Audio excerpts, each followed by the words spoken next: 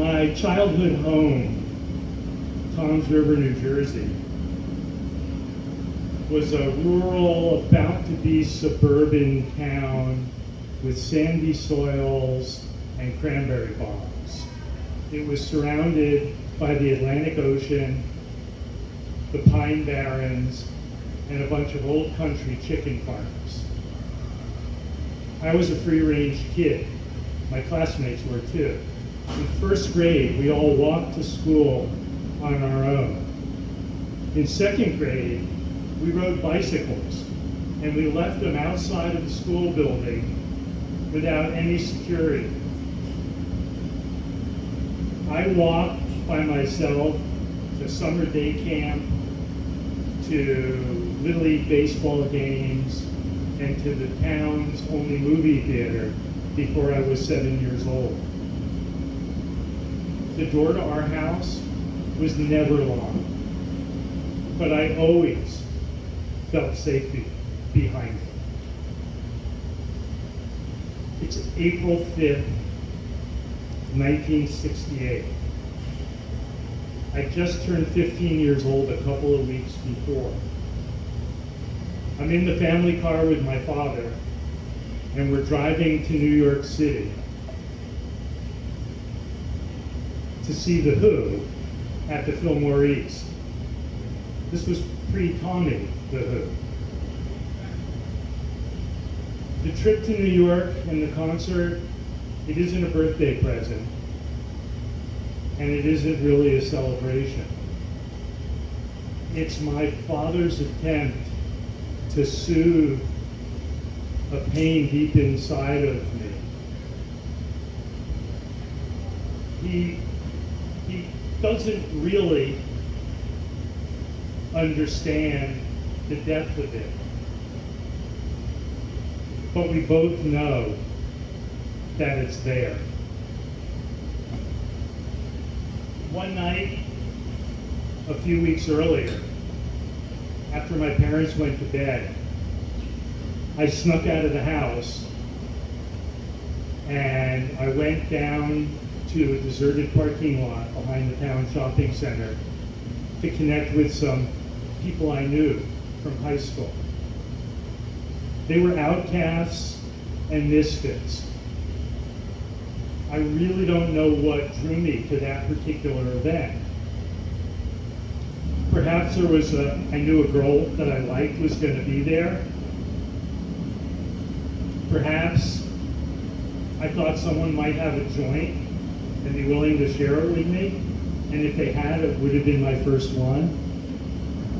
Or perhaps I was just interested in any door that would open up and show a pathway to adulthood.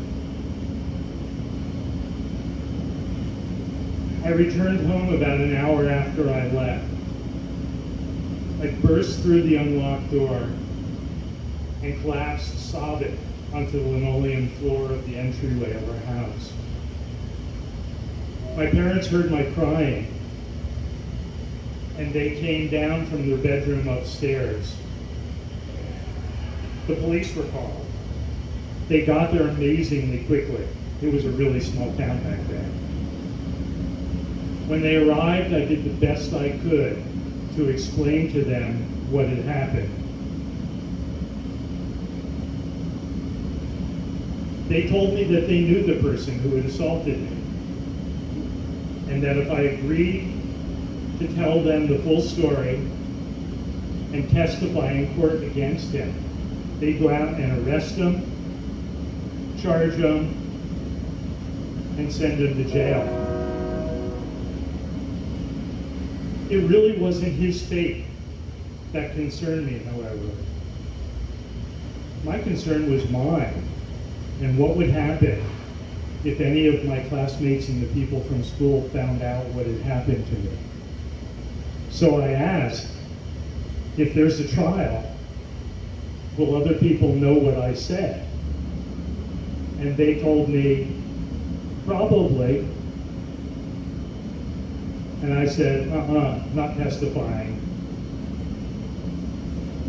The cops looked at me, they folded up their notebooks, They thanked my parents, and they left. My parents sat with me downstairs for a few minutes longer, and then they left and went up to their bedroom. And I was left downstairs in my bedroom with my emotions. The next morning, no one said a thing. No one asked me if I wanted to go to the doctor.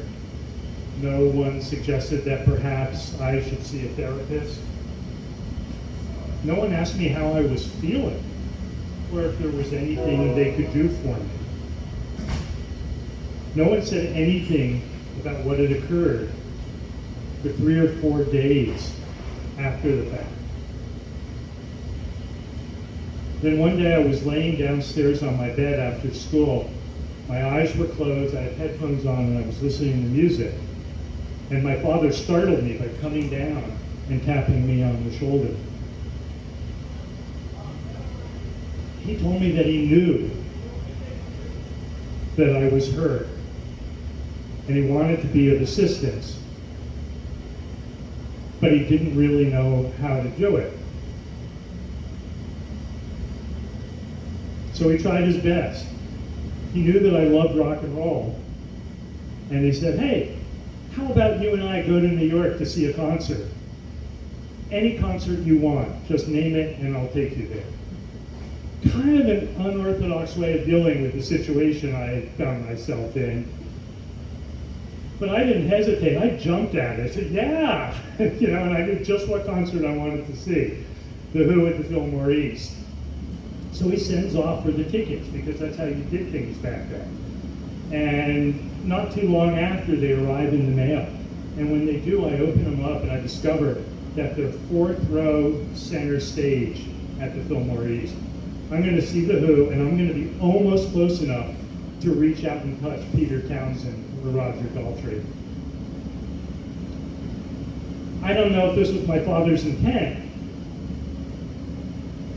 but the concert took over all of my thought process. I didn't think about school.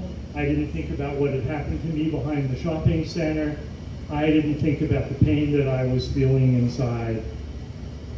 Martin Luther King was assassinated on April 4th, 1968, the day before the concert. I wasn't even paying attention to that. The only thing that I thought about was that I was going on April 5th to see the Who in New York City. My father didn't say anything after the assassination either. The next day, he took off the afternoon of work.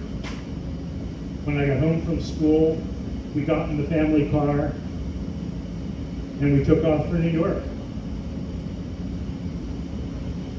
We crossed through the Lincoln Tunnel, came out in Midtown, parked in the Port Authority parking garage, took an elevator down into the subway system, got on the train, took the train to Greenwich Village, and then walked from Greenwich Village to the East Village where the Fillmore East was. I'd been in New York before, but that was with family, and we did family things. It feels totally different when you're there to see the Who at the Fillmore East. As my dad and I walked through the East Village, I was transfixed by what I saw on the sidewalks and in the streets, the people, the stores, the smells. It was just a whole nother world for me. We get to the Fillmore, we present our tickets at the door, they're torn in half, and we're given back the ticket stubs and programs for the show. An usher comes and leads us to our seats in the 4th row. At exactly 7 o'clock, the lights in the auditorium go dark. A spotlight comes down and illuminates center stage, where Bill Graham, the famous Bill Graham, is standing. People jump up and start applauding. There's lots of cheers. And Bill Graham motions to us all, sit down, and then quiet. He says he has an announcement. The announcement is that America has lost a great leader, and that people are justifiably angry and upset about what's happened. And that the news is reporting that there are riots all throughout the region starting up. He said that he knew many of us had come to the Fillmore East from out of town, and that he felt that our safety was the number one concern, that we needed to get home soon. As a result, he said, he felt he had no alternative but to cancel the concert. I looked over at my dad. Normally impassive, I saw his face tighten up. I could tell that he was feeling fear, and I felt it too. We left the Fillmore East with the entire auditorium full of people who were going to have to pass on the concert, and we backtracked the route we had taken about an hour before. That route, which had so enthralled me on the way to the show, terrified me on the way back. I didn't know what rioters looked like. I was a 15-year-old kid from rural New Jersey, and I was scanning each street corner as we went around. I was looking in the subway to make sure that there weren't riots happening around where we were. We got back to the Port Authority building, took the elevator up, got the car, and headed out on the New Jersey Turnpike and the Garden State Parkway.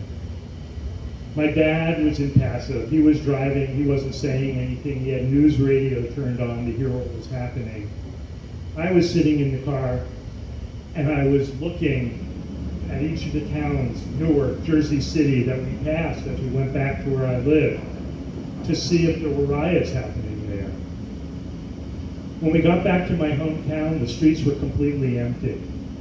Most of the homes were dark, except for a few of them that you could see the flickering of black and white televisions in the living room windows.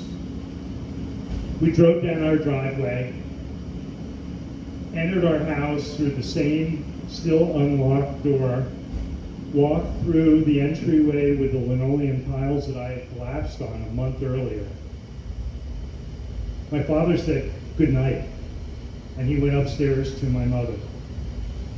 I walked into my bedroom, and I threw my souvenirs, the programs, and the torn tickets down on my desk. And then I laid down on my bed.